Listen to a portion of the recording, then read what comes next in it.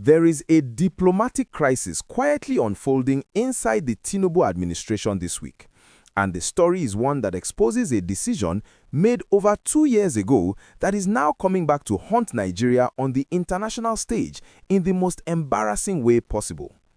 India, one of the world's most powerful nations and one of Nigeria's most important strategic partners in Asia, has effectively rejected Nigeria's ambassador-designate to New Delhi. And India is not alone. Multiple countries are sending the same message, and the fate of 63 other Nigerian envoys is now hanging in the air with no certainty about whether they will ever be accepted by the countries they were posted to. Here is the full story from the very beginning, because to understand what is happening today, you need to go back to September 2023, just 4 months after President Tinubu was inaugurated. In one of the earliest and most consequential decisions of his administration, Tinubu recalled every single Nigerian ambassador from every single Nigerian foreign mission around the world, all 83 of them, career diplomats and political appointees alike, all recalled, all brought home, all removed from their posts. Nigeria's 109 diplomatic missions abroad were suddenly left without substantive heads. The world noticed. Nigeria's partners noticed, and the question everyone was asking was, how long before replacements are sent? The answer turned out to be over 2 years. It was not until November 2025, 26 months after that mass recall, that the Tinubu administration began forwarding names of ambassadorial nominees to the Senate for confirmation. The first batch of just 3 nominees was sent on November 26, 2025. 3 days later, 32 more names followed. The Senate screened them. Then on March 6, 2026, just 5 days ago, President Tinubu formally approved the posting of 65 ambassadors-designate and high commissioners to countries and international organizations around the world. The list included some of the most talked-about names in Nigerian public life. Former Aviation Minister Femi Fani-Kayode posted to Germany, Presidential aide Rino Omokori posted to Mexico, former Katsina Governor Abdulrahman Dambazao posted to China, and Senator Jimo Ibrahim nominated as Nigeria's permanent representative to the United Nations. That announcement felt like a major moment. Nigeria was finally back on the global stage with a full ambassadorial team.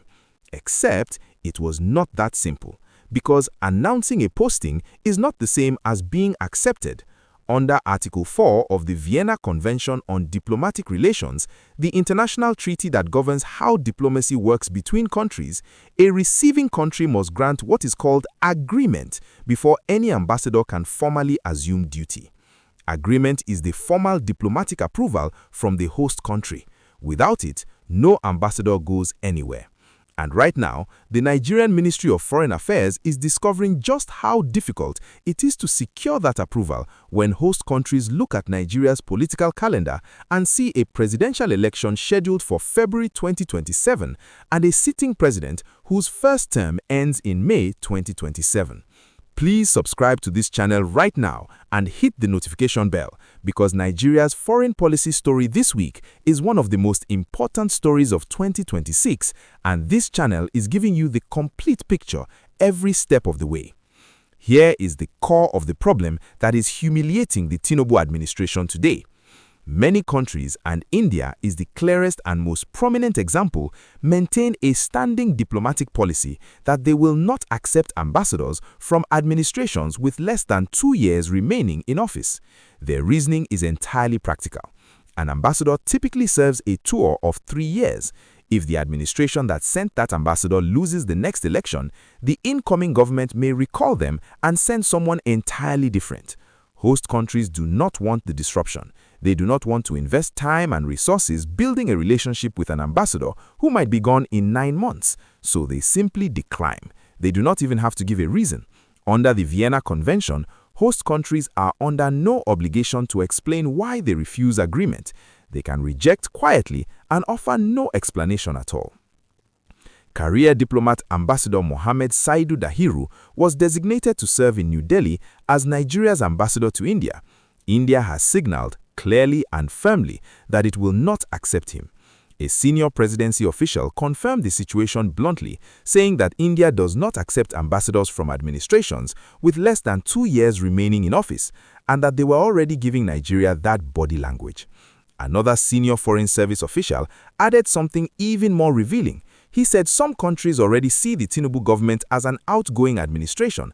Their concern, he said, is that the president has just about 1 year left in office.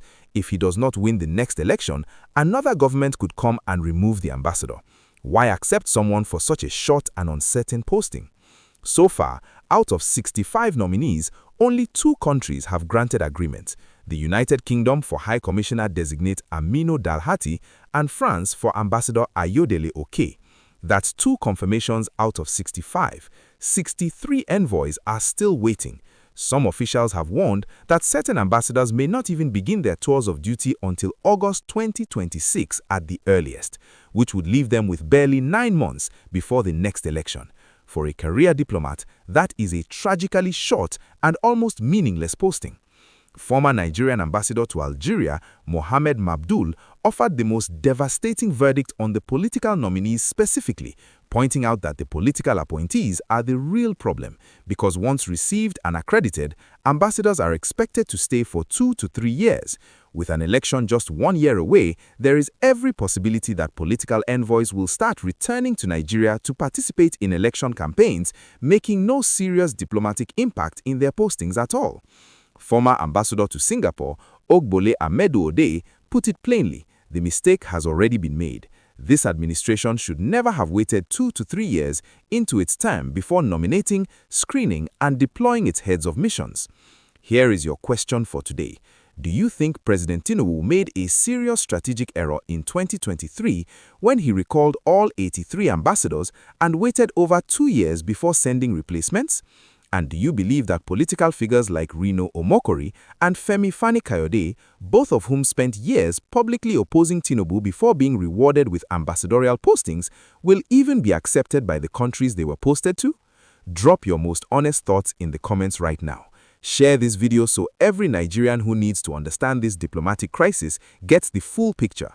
Like it if this breakdown gave you everything you needed, and stay subscribed because the agreement responses from dozens of countries are still incoming, and when they arrive, this channel will be the first to tell you exactly who was accepted and who was rejected.